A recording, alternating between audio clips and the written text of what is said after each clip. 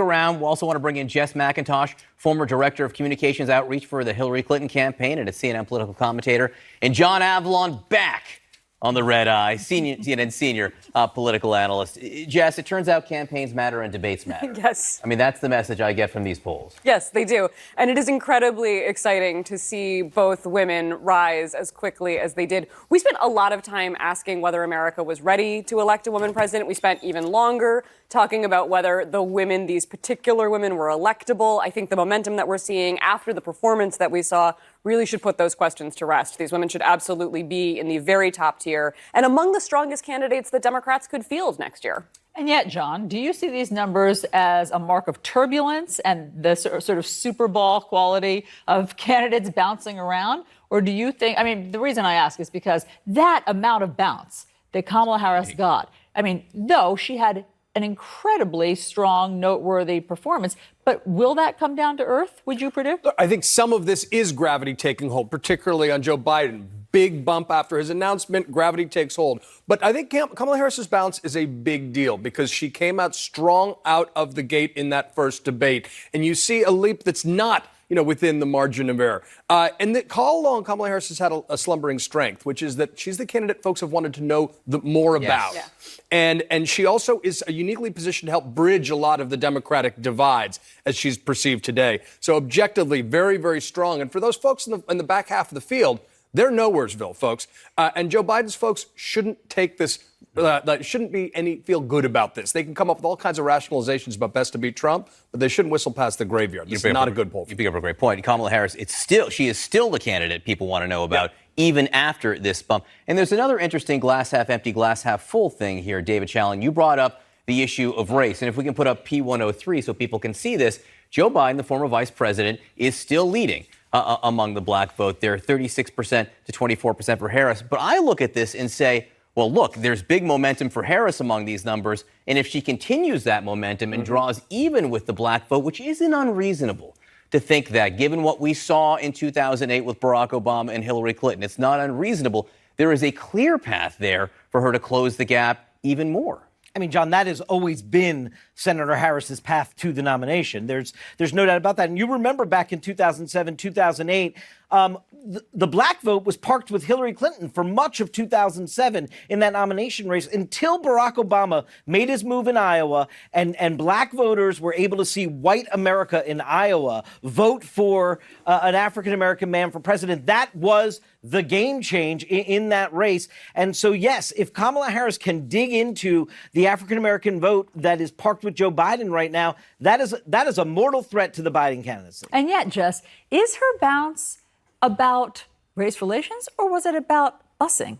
Because, I mean, just to be clear, that is not an issue. Busing is not an issue that voters say they care about this year, okay? Maybe in 1974. Correct. But, or was it the moment? Was it just that people are responding to the fact that she seized the stage and could go after Biden? I mean, I think that one moment was certainly very important. I think her entire debate performance was important because every time she opened her mouth, it was a win. And we saw somebody who was frighteningly competent and absolutely capable of going up against Donald Trump. She didn't even really have to go after Joe Biden, and she laid it out anyway. I think there's a conversation happening in the Democratic Party right now about America's grappling with its racist past and the present-day ramifications of that past.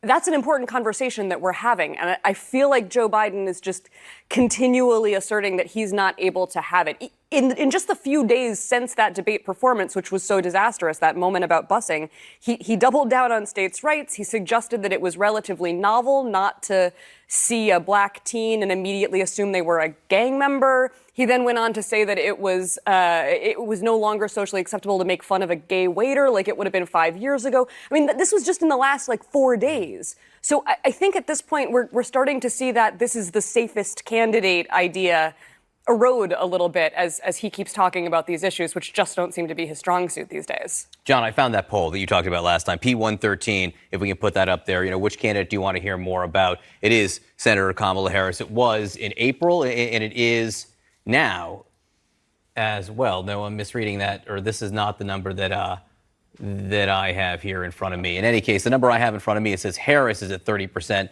Warren was at 24%. but Harris is the candidate people want to know more about. Yeah, and I think that's an important proxy for momentum, for room to grow. It's striking to me also, by the way, that Buttigieg and Booker did not see more of a bump out of this debate. I think Booker had a very strong performance in the first debate, didn't see a bump. Buttigieg actually slightly down, but well within the margin of Isn't error. that also a little unrealistic in terms of what you're talking about the bouncing around of this poll? People did, I mean, Buttigieg raised so much money. Surely he will see a bump at some point. Maybe it's a little delayed.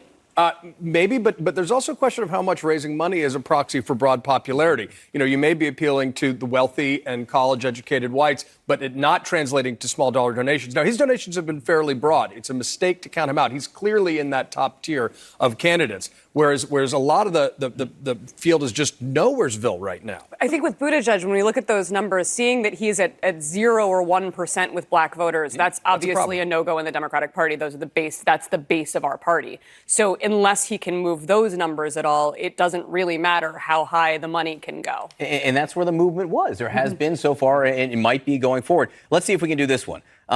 Should government health insurance be available to undocumented That's an immigrants? important one. This is important. This is P114, okay, if we have that. And that says that only 38% say yes, 59% say no. And why is that important? Well, you remember on the debate stage, when asked, should undocumented immigrants get health coverage provided for the government, everyone raised their hand. So David Chalian, the poll says that the majority of voters don't want what every candidate on stage there pretty much raised their hands for. This is one of those classic moments in American politics where you're playing primary politics instead of general election politics. Because, John, in that poll number, if you look at it by Democrats, it's the exact opposite. It's 6 in 10 Democrats believe that undocumented immigrants should indeed have health insurance from a government-run program if there was one. So they are raising their hand because they understand that in this moment, it's a popular position to take with the party, but independents and Republicans are obviously vastly opposed to it, which makes the overall general election opposed to it, which means that whoever emerges from that stage as the Democratic nominee who is raising their hand, when that person gets to the general election, I imagine they're going to have to massage that position a little. Yeah, they're going to have to rethink that position. I mean, that's the cover of the New York Post, right? That was the cover of the New York Post. I don't know if you saw it, if you were still here, but where it said, then this is how they lose. Because Americans who are struggling to pay their health care bills are like, huh? You're going to offer this to undocumented immigrants? This is a perfect snapshot of the Democrats' greatest danger, which is that this is a much further to the left field than we've seen even compared to past Democratic fields. And Donald Trump's entire playbook is negative partisanship. They're radical. They're extreme. And if they can get a thin edge of the wedge on issues like that, where the candidates all seem to be saying that they support something that's well out of the mainstream for most Americans, that's a toehold that Donald Trump thinks he can exploit. If I can point out, if your number one issue is making sure that undocumented immigrants don't get health care, you're voting for Donald Trump. I don't think that the Democratic field needs to be concerned about that. But what if your number one issue is your own health care bills? Do you like how they voted? Yes. I mean, and I think that there's a lot of time to explain what the programs mean. You can't have a national program for health insurance that leaves millions of people uninsured. We're going to have to pay for that in the emergency room. It's not fair in terms of spreading diseases to leave people untreated. Those are logical arguments that don't necessarily work in 30-second sound bites. Luckily, this primary is considerably longer than 30 seconds. All right, Jess, John, David, stand by. A lot more to talk about with this poll. As we said, I think it provides a roadmap for some of these candidates to run in the primary and maybe in the general election as well. So we'll come back to that in